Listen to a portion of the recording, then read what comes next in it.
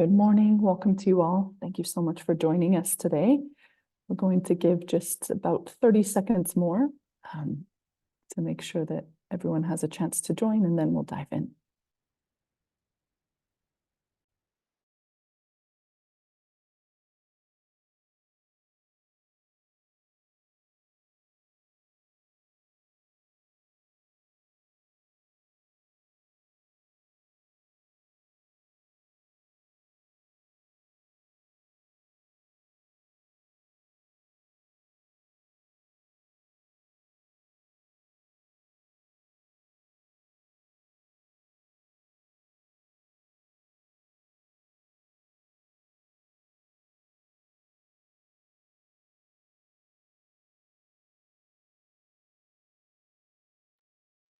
All right, and with that, I think we'll go ahead and get started. And we want to wish you all a very warm welcome to our special webinar today that is focused on mineral processing and the specific revisions in the IRMA standard that address smelting, processing of minerals and metals, and really diving into what can you expect in the our standard on this particular topic. What maybe are some changes that you might see or expect, and certainly will highlight places where we look for your input and for your expertise to ensure that the standard is really reflective of best practice and also what's practical on the ground.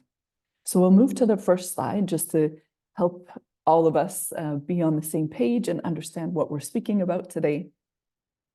So just to give you a bit of timeline, we released our standard, our draft standard for responsible mining and mineral processing 2.0, which is an update from our standard for responsible mining, which was released in 2018. So this draft was released back in October, and we have released two different standards actually for public comment.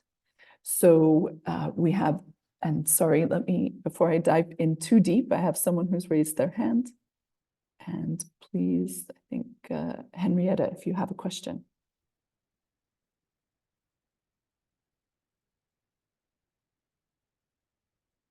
You can either type that in the chat or I've certainly... Yes, please. Okay, thank you. I thought I would stop if it was right away, something I wasn't off of mute or something like that. Thank you. Great. Okay, perfect. So we just want to go ahead. Great.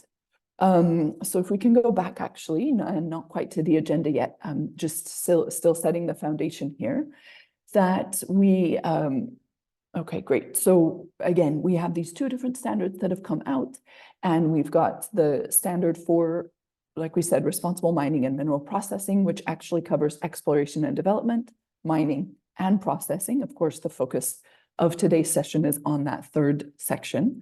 And we also have a draft chain of custody standard. So the idea is that you could actually follow a particular mineral all the way through those particular those particular stages, and actually all the way through to the end product. So why are we all here today? Well, between last month, December, and this month, we're hosting a series of sessions, actually, of live consultations, where you have the chance, rather than just picking up the standard and reading through it, coming and actually listening to staff who are really closely aware of what's the changes are, of where the improvements are, of where the questions are, to walk you through that, and to have a chance to ask questions in real time. And so we want to make this process as accessible to everyone as possible and as meaningful to everyone, because ultimately, just to take a step way back and to remind everyone who's here, IRMA's mission really is to advance more responsible mining and processing along the value chain. And we can only do that if we know what responsible looks like, what best practice looks like. And IRMA was built on an equal governance model and a model of equal say between all of the sectors that we serve, from the mining sector to those that purchase mined materials, to finance, as well as civil society, NGOs, communities impacted by these operations, and labor. And so we want everyone's voices to be reflected in these standards, and that's really why we're doing the live consultations, why we're having a 90-day comment session on the standard, and we really, really welcome your input. So with that, I'm very pleased to bring on the line our standards director, Pierre Petite-Pasquale, who will take us through the agenda today.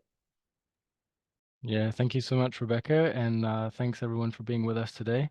So the program for today, this session focusing on mineral processing, we'll just share some house rules for today, tell you or explain actually how you can contribute to this live consultation, as Rebecca mentioned. We'll have a few slides just to go through some sort of refresher on what's IRMA and the IRMA revision process itself. And then we'll go through the overview of the proposed changes for this new version of the IRMA standard. We'll have a few slides about the applicability, and sorry, that reads exploration and development, but it should actually read applicability to mineral processing. And we'll explain that more, how the standard now do cover all phases of the mineral stages, from exploration actually to mining to mineral processing. And we'll make sure we have time to address questions and have a live discussion.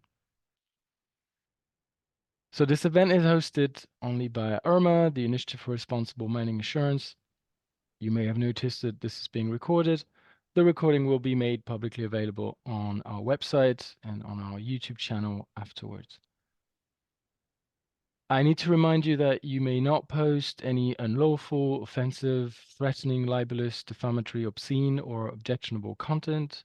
You may not post or send or link any hateful, degrading, criminal, sensitive imagery or content, nor advocate or promote intolerance or hate against other people. In this session today, also reminding you not to post or send any spam content.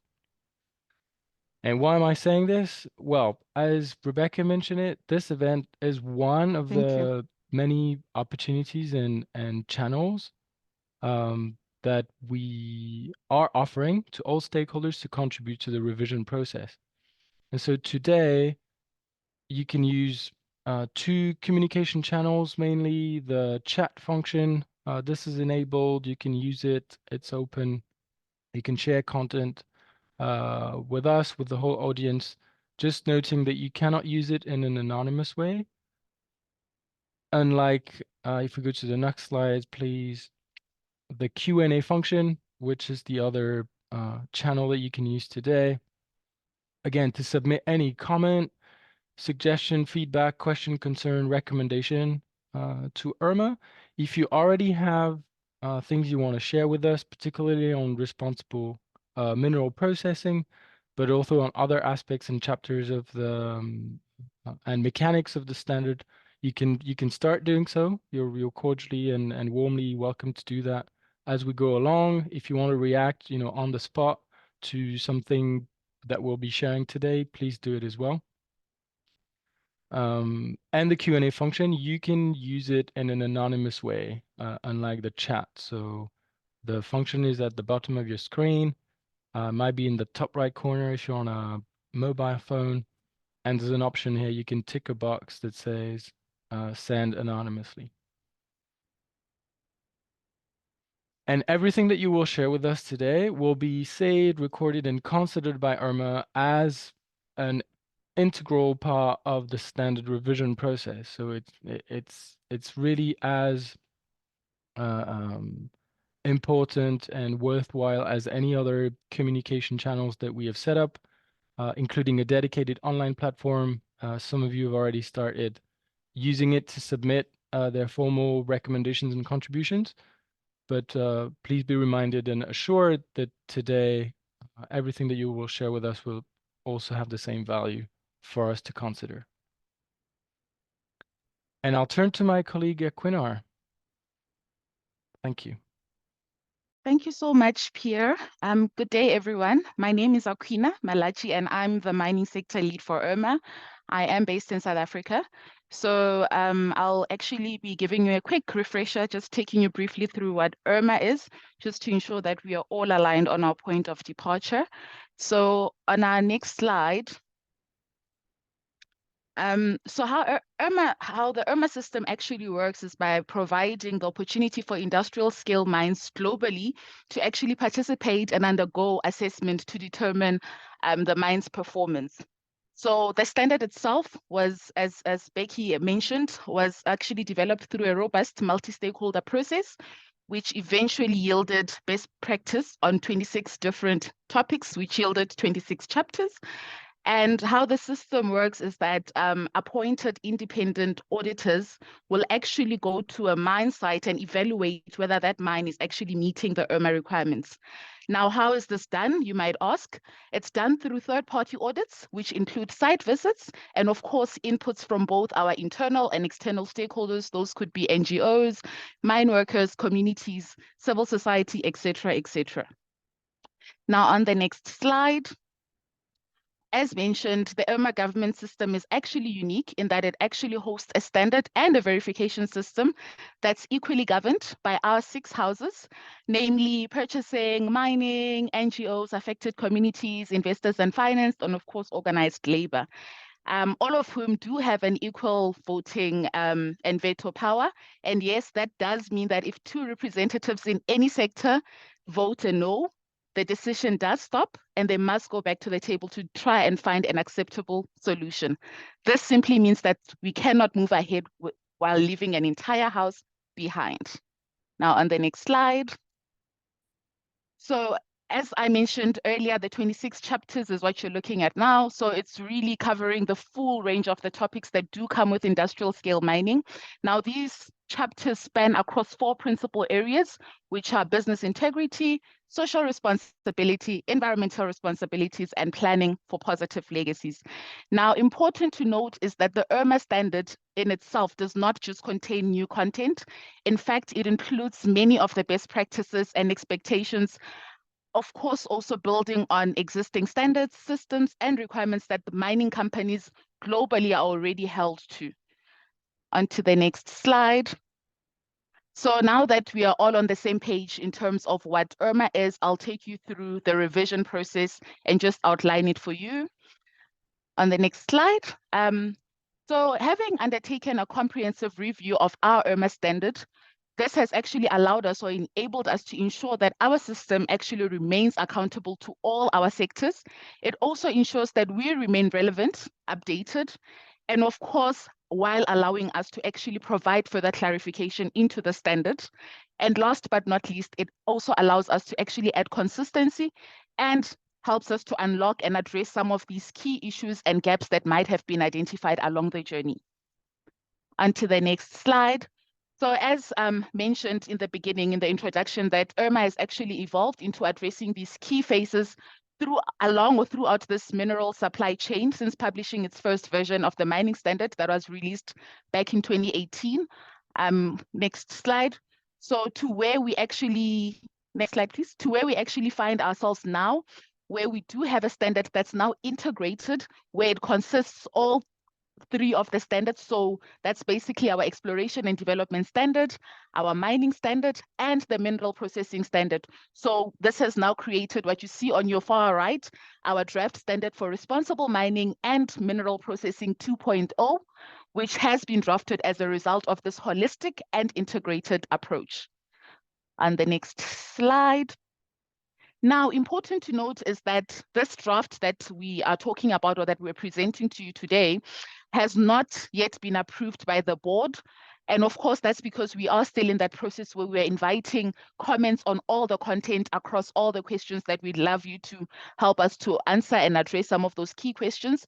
So in this draft, what we have done is actually included drafters' notes, which we hope will actually help guide you as reviewers with understanding where the divergence is actually from this first 2018 version, along with the consultative questions that we do pose throughout the document itself, where we are really asking you to help us with either providing us with guidance or your views, or really just answering and maybe in certain instances substantiating why you would oppose or agree with some of the questions that we've actually posed to you.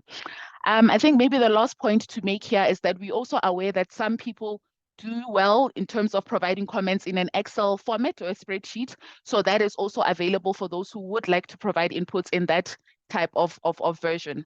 On the next slide.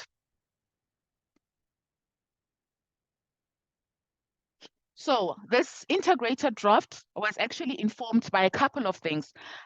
This is through experiences from our initial audits. As some of you are aware that we have done a number of audits. So those experiences have actually helped to inform it.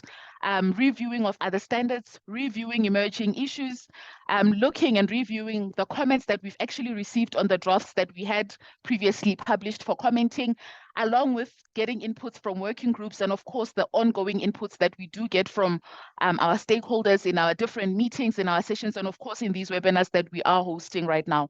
All of that does provide inputs into this draft, and it will help to actually shape what it ends up looking like. On the next slide. So the draft, as Becky has also indicated, has been released back in October of last year, and the consultation period has been open from then all the way into this month of January. So we have up until the 26th of January. That does mean you still have quite a few days to provide inputs or comments should you have. But also important to notice that as much as I've highlighted that there's an Excel spreadsheet that you might want to use, there are also other platforms and channels as highlighted on the screen that you can use to actually provide that input. And then on the next slide, for those that do prefer to provide comments on an online platform, you can do it directly there, either by choosing whether you want to provide your inputs on the entire standard, which some companies prefer to do, but also we've encountered stakeholders who prefer to only provide inputs into some of the chapters which they feel are integral for them to provide inputs. So this online platform will also allow you to select which chapters you would actually want to provide inputs into. I think important to highlight on here is that, of course, all our comments that are received will be considered equally and objectively. But also, I think what I wanted to also highlight here lastly is that rest assured that your comments may be treated confidentially. Of course, that's if you do desire for your comments to be treated confidentially, you can always indicate that. And then on the next slide, just to highlight once again that there are other channels for providing inputs over and above the Excel spreadsheet, the online platform. You can use our email address on the screen. You can see our WhatsApp number, as well as those who do prefer the manual way of actually using the mail. There's our postal address that you can send your comments to. And we're really looking forward to receiving your comments, also using these webinars that are remaining in the month to give us as much information or inputs as you would like. Thank you so much. Back to you, Pierre. Thank you so much, Aquinar. That was very clear. And now that we've heard about, the revision process itself, it will be time now to go through the proposed changes. So what is happening? What are we proposing based on, the review that we did, the experience, the learning from the initial implementation of the IRMA standard, all the comments that we received, in particular on the first draft standard for responsible mineral processing that was released in 2021. Where are we now? So if we go to the next slide, and again, there's quite some content that we want to share with you today, but I'm inviting you again, and those of you who would already have, comments, feedback, questions, concerns, or experience also in, having piloted or used the IRMA standards already, you can do it at any time via the chat or the Q&A. So there are a number of structural changes to the standard, the IRMA standard for responsible mining and mineral processing. We've mentioned it now a few times. We're proposing to integrate 3 standards because there was clearly a huge overlap in terms of the topics and chapters that we were looking at for exploration and development, for mining operation themselves, and for mineral processing. So that required some changes in the terminology. In particular, wherever we were talking about mine sites, now we're talking about entities to be able to cover any context in any kind of projects or operations, depending on the stage of development. We've reorganized the content in the different chapters and this could maybe be still improved. So we're also hoping to hear your comments on the flow and the sequencing of the chapters, in particular within chapters where we have really tried hard to embed even more good, responsible, and sort of sound management procedures and practices around the plan, do, check, act, continuous improvement cycle. So trying to make sure we have in every chapters systematically requirements around accountability and responsibility, then risk identification, impact identification, the whole planning part, having management plans in place, implementing them, that's the do part, having monitoring and evaluation requirements, and then corrective action plans and continuous improvement. So responding to the learning of the monitoring and evaluation programs. We've added more clarity, in particular when there were multiple sub-requirements. These may have been split into separate requirements. We've filled the number of gaps. Again, back to this flow of the plan, do, check, act. Some chapters were lacking some of these elements, like having a risk assessment and impact assessment requirement, but not strong requirements on how the management plans to address this risk should be laid out and developed. So this has been fixed. We've added more consistency also on similar criteria, also back to this sort of sequence and continuous improvement approach. An important thing that we are proposing here in the new standard is to remove the language that you will find in the current IRMA standard, the 2018 version, when we refer to new mines versus existing mines. And now, because we're talking about entities, so regardless of the start date of operations, the sites will be audited in the same way. And this was really coming from our experience, first-hand experience, doing the independent audits. If we go to the next slide, in terms of the chapters, the topics that we're covering, we're proposing to add new chapters. So gender is a transversal issue in the IRMA standard in the current version, but it seemed very important. And we've heard from all stakeholders that it was important to have a dedicated specific chapter on gender equality and gender protections, protecting gender rights, both in the workplace and within affected communities. So we've kept the transversal approach, and you will find gender-related requirements throughout all the four pillars and principles of the IRMA standard, but there's now a new proposed chapter. We're proposing a new chapter on the management of physical stability, which is different from the original waste and material management. A new chapter on land and soil management, which was clearly a gap is a gap in the 2018 version, which is largely mapped and based on the water management chapter. And then to our point for today's session on when it comes to mineral processing, we're proposing to have one new chapter, and this is based on the experience and the learning from the draft standard for responsible mineral processing that is only applicable to mineral processing, which is called mineral supply chain and responsible sourcing, looking at and ensuring that the processing operations know and engage with their suppliers of primary input material and source input materials from suppliers that have strong ESG performance and credential. The cyanide and mercury management chapters that are standalone chapters currently in the 2018 version, we're proposing to integrate them within other chapters, in particular waste, materials, water, and air quality, as it made more sense to have it there.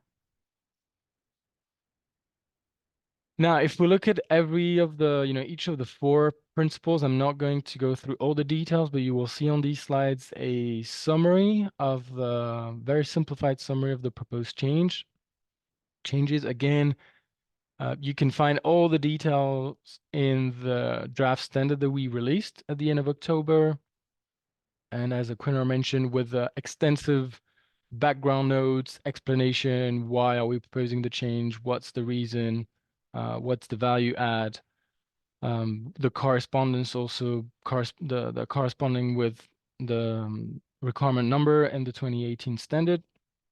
But quickly, or on business integrity, if we go to the next slide, I think we'll see, yeah, here, just highlighting, that, yeah, for example, the gender equality and gender protection is brand new.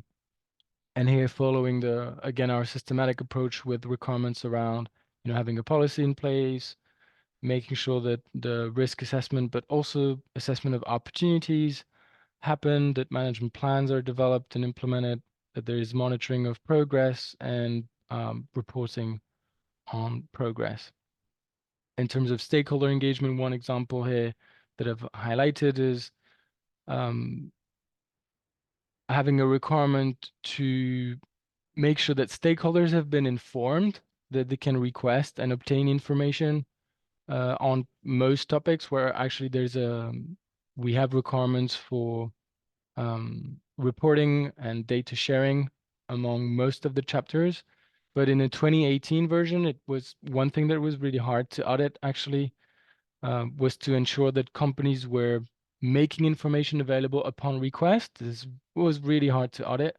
So we've turned it slightly the other way around, where it's now a requirement to make sure that stakeholders have been informed that they can request and get the information. If we go to the next slide, we'll talk about the second principle, so planning for positive legacies. Here, again, a number of changes are proposed to add clarity, add consistency, remain up to date, and fill gaps, as Aquinar mentioned before. If we go to the next slide, just to give a couple of examples here, under indigenous peoples and free, prior, and informed consent, we are proposing to add a number of clarification on the rights of uncontacted peoples. It is already addressed in the 2018 standard, but we are proposing to strengthen it to better align it with international law and best practice. And in the same way, we're also providing clarification on remedy agreements, in particular when the free, prior, and informed consent was actually not obtained for historical or legacy sites, and more clarification on community approval.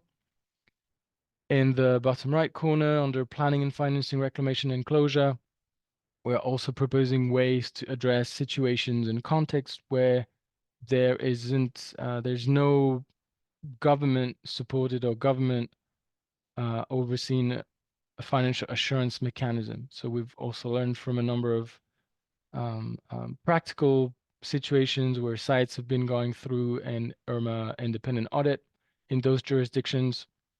We're proposing different ways. This is one of the many areas where we still have, some consultation questions, and we would love to hear from you all in terms of what you recommend or what you think or your own experience with dealing with these issues. If we go to the next slide, when it comes to the social responsibility principle, here there'll be a few changes.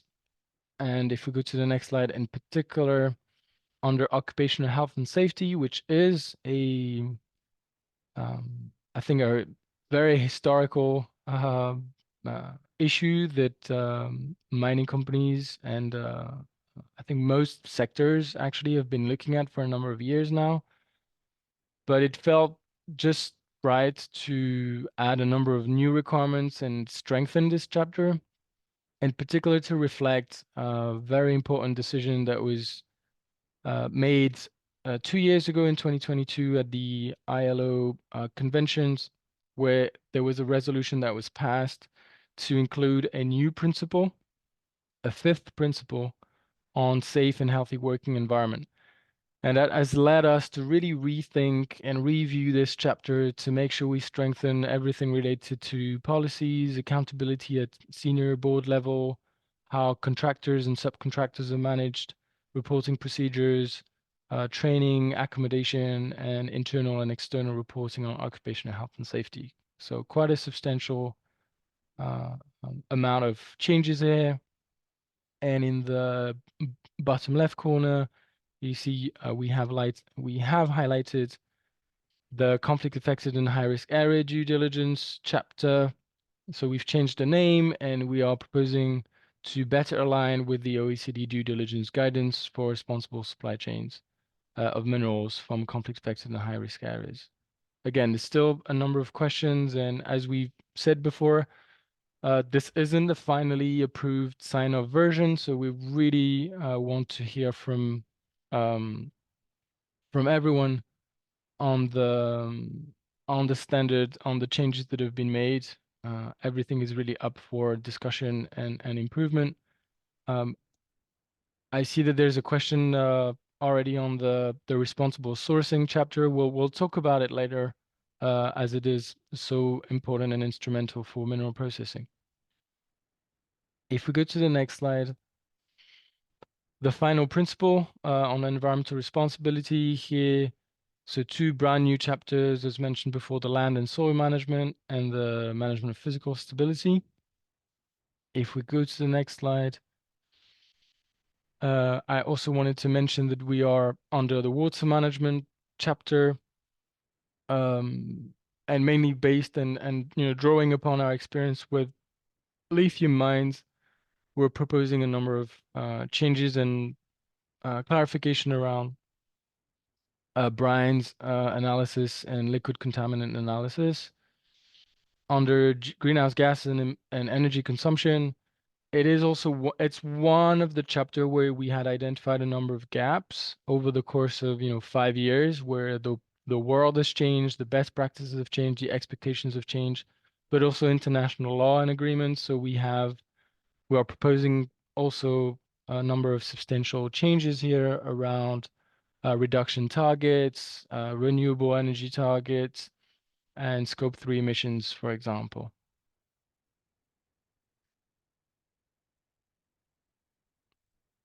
Now, so you would have seen that, these are the chapters that are still very much aligned with what we have in the current 2018 standard for responsible mining, which was also the basis for the 2021 draft standard for responsible mineral processing. Now that we have an integrated standard, how do the different parts, sections, requirements apply specifically to mineral processing? We'll talk about that right now.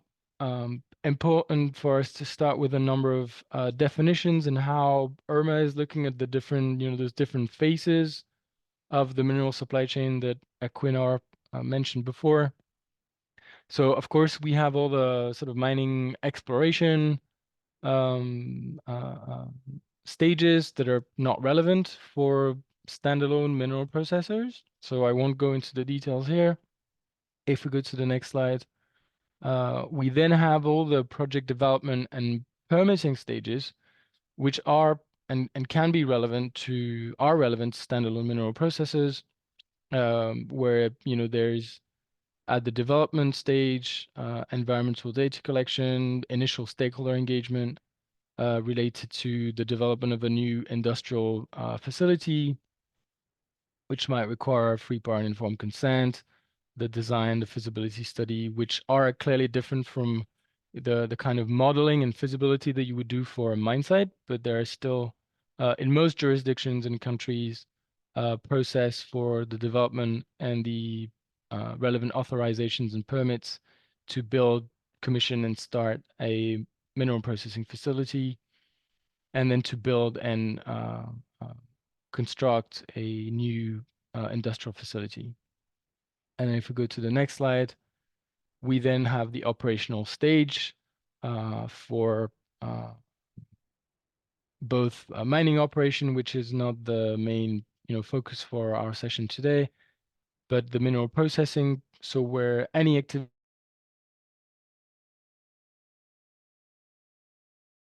non-valuable minerals and convert into an intermediate or final form required by downstream users. So in the IRMA standard, we include all forms of physical, chemical, biological, and other processes that may be used in separating and purifying or refining the minerals. And then we have the other stages when it comes to reclaiming, rehabilitating the area, closing a facility and making sure the sites maintain compliance with environmental health and safety regulations, and then post-closure stage, in particular when we think of mineral processing, potential liabilities around water management, water treatment, and ecological restoration. Just a couple of visuals to make sure and clarify that what we mean by, what we mean by mineral processing and the standard, how it applies. It applies both to integrated operations where the mineral processing happens on site, where the primary extraction of mineral takes place, or in the very strict vicinity. And if the company is considering it as a sort of one project or one asset.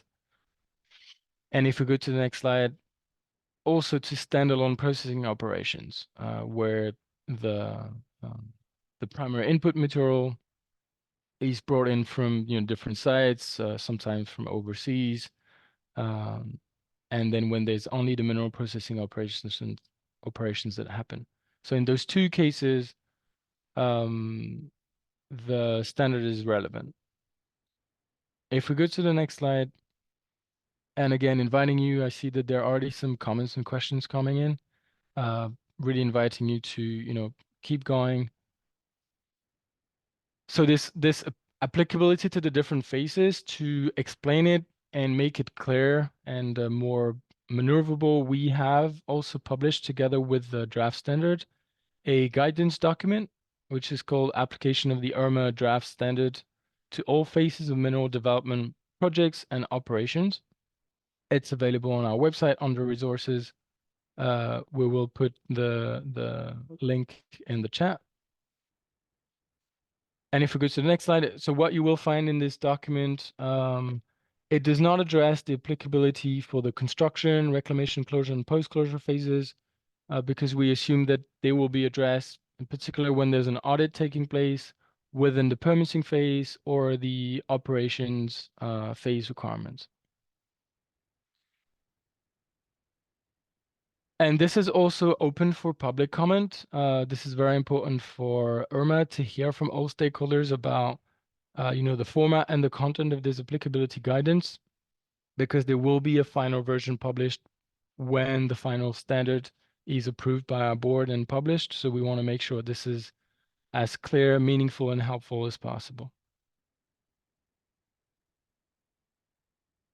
And you will find also an Excel version. So for every requirement, you will see here on the right part, you see the different stages that I mentioned. So the mining exploration stages that are not relevant for mineral processing, but then the project development, permitting, and operational phases.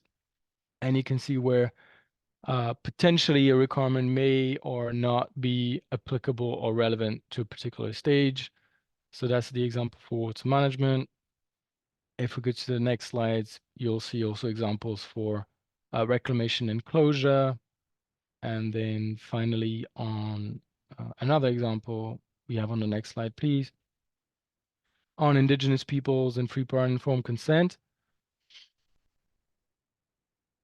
If we go to the next slide, in the document itself, so on top of just this sort of summary and tabular format, you will find more detail chapter by chapter of what is required by different stages. So if we stay on the indigenous peoples and free, prior, and informed consent chapter, for all projects, operations, there are requirements around, having a policy in place and making sure the identification and engagement with indigenous peoples happen. And then clearly, based on that process, if there is no indigenous peoples identified that are not officially recognized or self-recognized, then the rest of the chapter won't be applicable. And so when you look at these potential exceptions, if we go to the next slide, because this happened to quite a number of chapters where, based on the identification process and the initial steps, it may result in, no artisanal mining in the areas, or no use of, mercury or cyanide. And then there are entire parts or entire chapters that are not relevant anymore to a particular context. So if we look here, for every stage, the number of IRMA requirements that can potentially be applicable per stage. So from the minimum value where you would get all these exemptions or exceptions because they're not relevant to your context, to the maximum where you have to look at, all the requirements. You see quite a variation when we look at, the permitting or an operational mineral processing facilities from 300 requirements as a minimum to 500, just over 500. And we have just a few more slides. Again, I see we will look at some of the questions that have been sent. Also, please don't hesitate to comment and share with us. So this document, this applicability document, clearly is not contractual per se. It is only guidance. It will not preempt the need for mineral processors to engage in the normal way and go through the assurance system, submit an application to then determine and understand, together what is the scope of relevant requirements that are applicable to the entity. But it can be used by existing projects, operations entities to, get a sense of what is required, relevant, how to use and browse the standard, and also as an initial screening tool for potential projects that may be interested in applying upfront the IRMA standard. If we go to the next slide, and that will, I think, actually talk to one of the questions that we've received on responsible sourcing, which, as I said, is the one chapter that is only applicable to mineral processing. It's not yet open for public comment. We'll still need to, work on this, and we want to convene an expert working group. So this will start in the coming weeks. We've already received a number of applications and expression of interest. Everybody's welcome, and we'll be working with them to make sure we can release a draft version of this chapter for another short public consultation period. And then once that is done, the full standard will be revised. We'll integrate all the feedback, the comments that we receive.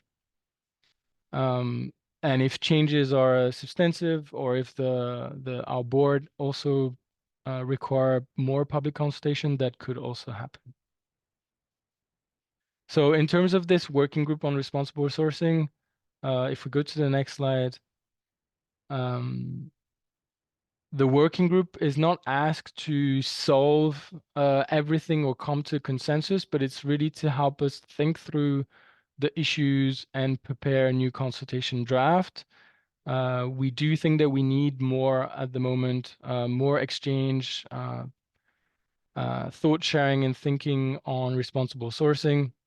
There are also quite a few other working groups that are still taking place and happening at the moment. You can find all the information in the draft. And as I said, everybody's welcome. So you don't need particular credentials. Please bring in your expertise and knowledge. Just write to us, and we'll make sure you get the information in your part of the process. And at one last slide here about the transition. This is still being discussed, and the IRMA board will have to approve the final transition plan and period. But there will be a transition period to allow for already engaged sites to choose for, during the transition period between the version 1 and the version 2. The new participants clearly will be measured against version 2 after a certain cutoff date.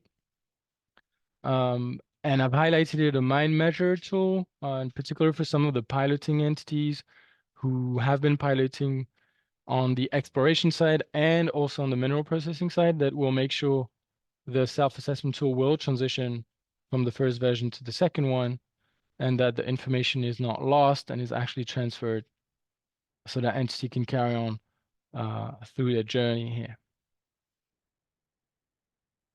And if we go to the next slide, yes, we're done with the presentation. So again, to remind you that you can use the chat and Q&A function today to react on the spot, but clearly we have the dedicated online platform and the other contribution channels that are open. They're open until the end of January. And I'll turn to my colleague, Rebecca, to take us through the questions. Thank you. Great. Thank you. Thank you so much, everyone, for your engagement. Please bring the questions in now. We'll start with those that have already come through. So first, there is certainly this question on defining the criteria around responsible sourcing. And so Pierre laid that out, and we would certainly welcome your input and engagement on that working group. The next question has to do with artisanal scale mining and how we're particularly managing processing vis-a-vis ASM mining. So the idea is that processing plants often serve the artisanal mining sector in aggregating small volumes from that sector to improve the efficiency of processing. But often miners, when they actually go to the processing plant, are denouncing the conditions they're offered and see them as exploitative. And so we've talked about in the standard offering fair commercial terms to all ASM suppliers. But there's a question here, what are recommendations regarding what fair terms actually would be?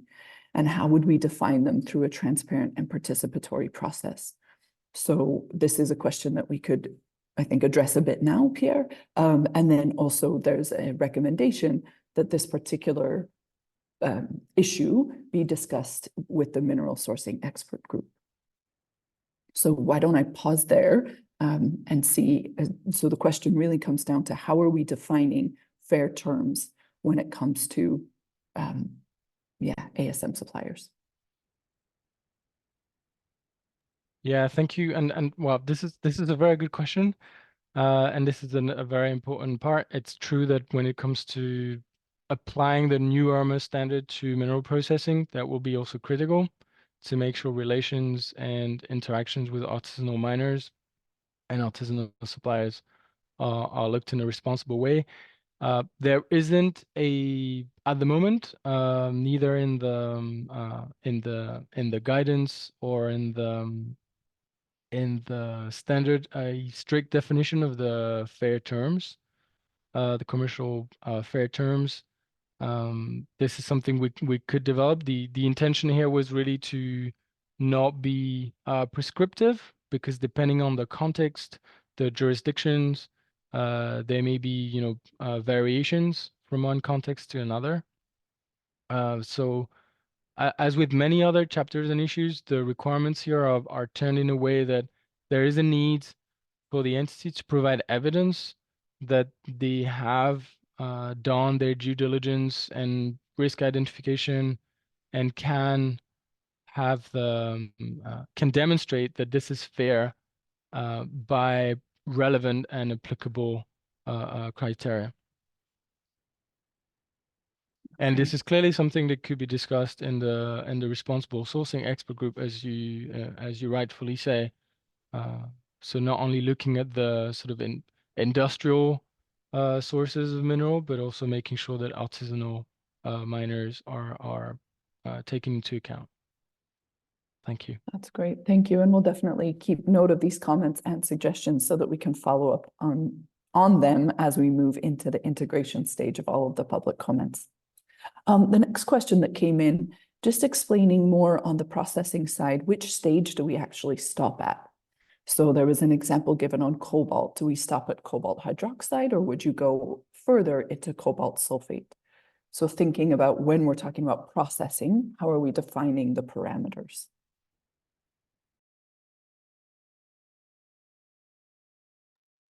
Right. So that will really depend on the site and the facility. So the intention here of the standard is really to make sure the entire facility and processes are managed in a responsible way. So if the sort of concentration and transformation process happens at the same site, everything will be relevant throughout the different stages.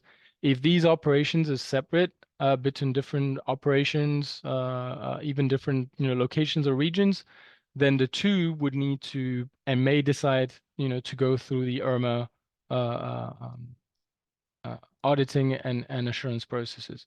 So again, not being prescriptive about the kind of transformation.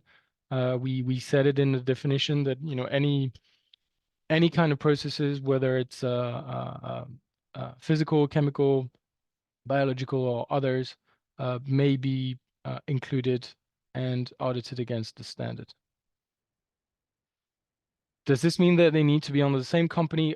It's exactly what I was saying. So if it's this is not a company level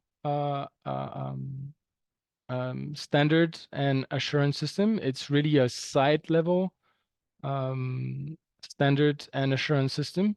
So if one company has multiple facilities for multiple, you know, different stages of the transformation process, they may decide or not to have all their entities and sites audited against the IRMA standard. If these are different companies operating them, then clearly it will be down to these individual companies to decide whether they want to get into the IRMA system or not. I hope this clarifies and answer your question. Great, thank you. Great. So a question that brings in the mining process. So can a mine site and the mineral processing site, even if they're operated by different companies, actually be considered one project and undergo one audit together? And this is the question related to the mineral processing standard, but I think, Pierre, of course, this particular question actually probably relates more to the mining standard in the end, because I think first and foremost, if a mine site was involved, the application of the mining standard would first be applied, right? And then you'd think about how that actually reaches over to the processor. So if you can add any more on this particular question, and I think specifically this idea of the two different companies. I think it would be a great case study. I'd love to see that happen actually when there is this level of I think of trust and interaction between two different operating companies that are, you know, are overseeing one single project or multiple facilities that are in the sort of same area and can be considered as a single project. Again, we're not prescriptive. And I mean, Rebecca and Aquinar, please, you know, comment if you want to comment on that. But IRMA is really scaling up at the moment. We're learning. We're you know, seeing how things that we had only imagined as theoretical are now just happening as the standard is being implemented, and more mines and entities are getting independently audited. So I don't see a reason why this couldn't happen. Again, it would, you know, take the different companies to agree to go through the process, and then we could, you know, together define the sort of contractual clauses and make sure that the auditing firms are equipped and understand this particular context. Yeah, that's exactly what I would say. And I think just as Pierre has said, right, we're growing, we're scaling, and I mean, every site essentially is different actually. And I think what I would just say is that IRMA is all about service to all of the different sectors, and that includes very much the mining sector and the processing sector. And so in that spirit of service, what we would really do from the beginning is, like Pierre said, right, not focus on being prescriptive, but actually really focus on being solution oriented. So we would actually sit down with you, understand the scope, understand the players, bring in the audit firm when and as needed, exactly to work through a solution to make sure that it made sense. But I agree, we would absolutely be open to that conversation. So yeah, we always want to make sure that it's applicable, relevant, and credible, and also very usable to everyone who's being audited in the system. And I think we may have addressed this question already, but I'll bring it up just to be certain. Sorry, the question is, you know, this goes on the question that we were talking about a bit ago, the idea of, is it only separation and extraction that's being audited, or is transformation also included, transformation of the minerals?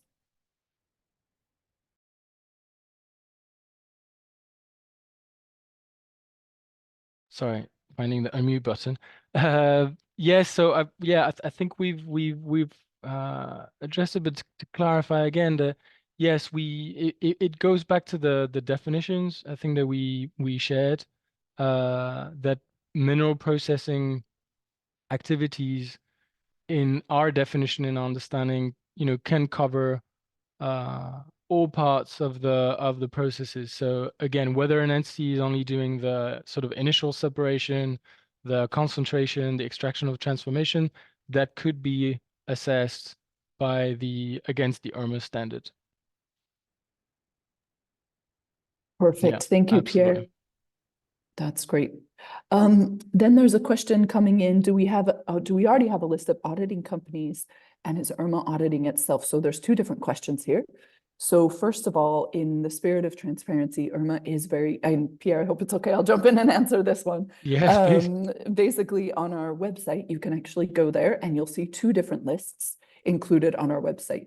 The first is a list of all of the companies that are going through an independent audit. So these are companies that have hired an auditor, and they're actually working with the auditors both on the desktop review and the on-site audit, and will release a full report based on that audit. And so that's agreed from the very beginning. That's on our website and available. The other page that you'll see is the list of self-assessing mines. So we're also transparent about this. If a mine wishes to share with the world that they're using our tools and that they're self-assessing, we do share on our website, because there are so many interested parties in who's preparing for a third-party audit, and the self-assessment is actually the first step on that. So yes, we already do have a list of auditing companies. When you go there in the third-party audit, it includes all of those that have reports already out.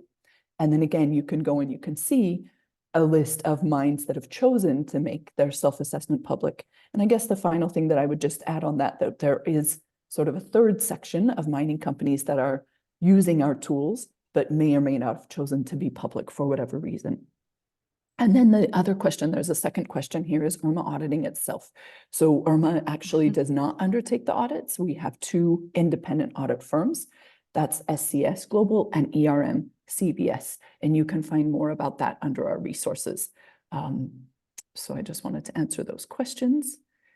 And I'm just going to go to this next question on the sourcing webinar. Sorry, and I'm just reading the question at the same time. Pierre, I don't know if you've had a chance to see the next question. Maybe I'll let you take that related to FPIC.